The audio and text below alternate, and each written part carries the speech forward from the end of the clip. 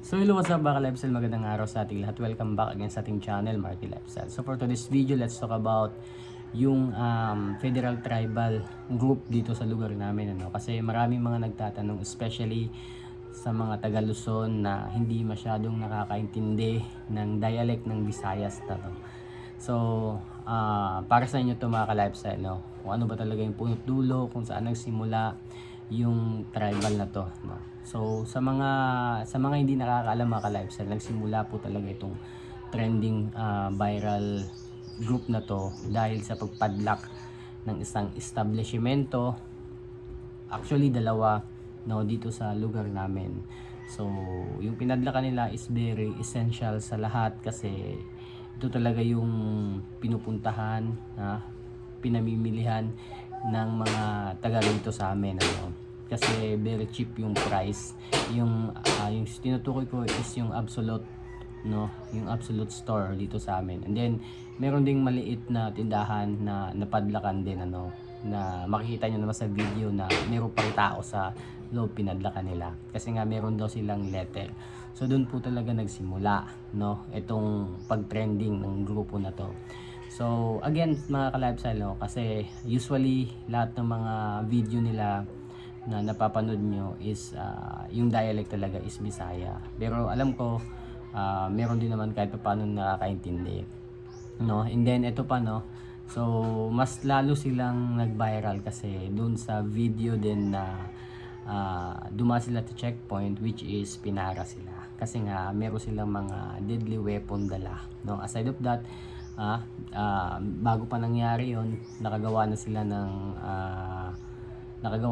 ng hindi maganda kasi gumawa sila ng sarili lang checkpoint, gumawa sila ng barricade, kumbaga walang order, no, sa government dito, pero still gumawa sila ng barricade, hinarang nila sa gitna, kumbaga gumawa sila ng sarili lang checkpoint, no. Take note, hindi sila government, no, wala silang katungkulan sa government dito, no. So kumbaga meron silang alam ko meron tayong nasa democratic country tayo, meron tayong mga sariling pinaniniwalaan, so yun yung pinaniniwalaan nila, which is kumbaga sa iilan is hindi na talaga maganda.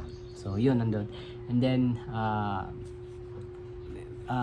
yung nagpa-trigger pa talaga sa mga tao dito sa Surigao City, not only Surigao City, no, but entire world na siguro, no. So yung pinara sila sa checkpoint, no. So doon nakipagsagutan, makikita nyo sa video, no, na nakipagsagutan talaga si Dato Adlaw, no. Dato Adlaw sa mga PNP personnel. So nakausap niya rin din doon yung abogado, din yung hepe, lahat-lahat na, no, pero ini-insist na talaga yung paniniwala niya na sila yung gobyerno, no. So that's why marami talagang mga tao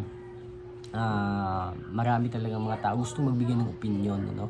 Kung mapapansin nyo yung mga videos natin, napakaraming kaliwat kanan talaga yung bumabatikos sa grupong to, which is tama din naman para sa kanila, no, kasi malaking insulto to sa mga tao dito sa lugar namin, na kumbaga hindi naman sila totoong taga rito talaga. So actually taga Dilsur po sila, dumayo lang po sila dito para maghasik siguro ng lagim, so yun, super trending, viral talaga itong grupo na to. And then kalaunan mga ka-lifestyle, no, ito yung pinaka latest updates ngayon, na anong nangyayari na talaga dito. Yung ibang mga members nila is unti-unti na nagsusurrender, no, sa PNP. Din yung iba din nagtatago. So makikita nyo rin sa video yung iba lumalayas na dito sa Surigao City, no. So pinapara po talaga sila ng checkpoint, no. Kasi malalaman talaga ng police na sila yan kasi meron silang mga diplomat ID na kung tawagin, So yun talaga yung pinanghahawakan nila, yung ID nila. And then aside dun sa kasulatan na member sila ng federal group, no, meron din silang sariling ID. So yun, marami na talagang tumatakas pero nahaharang lang po talaga. And then yung iba I think susurrender na daw. So yung PNP personnel, hepe, nagbigay na ng kanilang statement regarding sa grupong to. So meron daw mga iilan ang magsusurrender, pero yung leader talaga nila si Dato, and then yung Rena, si Bae Lourdes, is until now hindi pa sumusurrender, ano. So pero yung nakakatuwa dito kasi yung mga social media nito, dalawang to is na-deactivate na ni Meta. Kumbaga kahit i-search mo, hindi mo na masa-search yung mga pangalan nila. So ewan ko kung bakit, siguro marami nag-report, ano. So yun mga ka-lifestyle, yun yung latest updates, ano. So itong dalawang leader na lang talaga is hindi pa talaga nakikipag-cooperate or nagbibigay ng statement, no. So and then ito pa yung pinakamalupit, no, itong si Bae Lourdes Infante is napakaraming kaso. So kung natatandaan nyo, kung napanood nyo yung video na in-upload ko, yung mayor namin dito is pinagbantahan niya, no.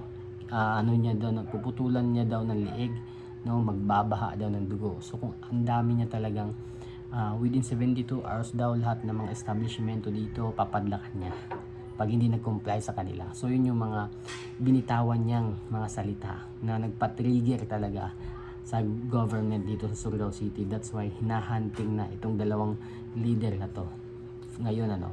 So yung iba sumusuko na, no, kasi kumbaga nakipag-negotiate na sila sa PNP.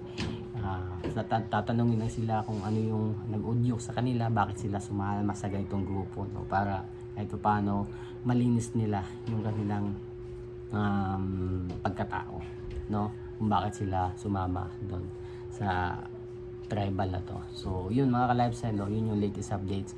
So again, then mapapanood nyo rin sa mga videos ko na yung iba talaga pinorse paghuli, no, kasi yun talaga meron nasa pangalan kasi nila, I mean nasa listahan kasi sila ng huhulihin, kaya yung iba pino-force na kasi ayaw sumakay, kaya pino-force, sinasakay talaga sa patrol. So yun yung iba, no. So again, yung dalawang leader na lang, si Dato Adlaw and then si Bae Lourdes na lang Infante, yun na lang talaga yung hinahunting ngayon, ano. So hindi pa alam ng kinaukulan kung nasa saan itong dalawa na to, pero yung iba talaga is nag-surrender na, no. Ayaw nang lumaki yung magiging kaso nila, nag-surrender na sila. So yun yung latest updates ngayon dito sa Surigao City mga ka-lifestyle, ano. So safe na kami, hindi na kami matatakot sa mga padlak-padlak. So kasi wala na kumbaga wanted na itong mga taong to. Hindi pala sila legitimong or legitimate na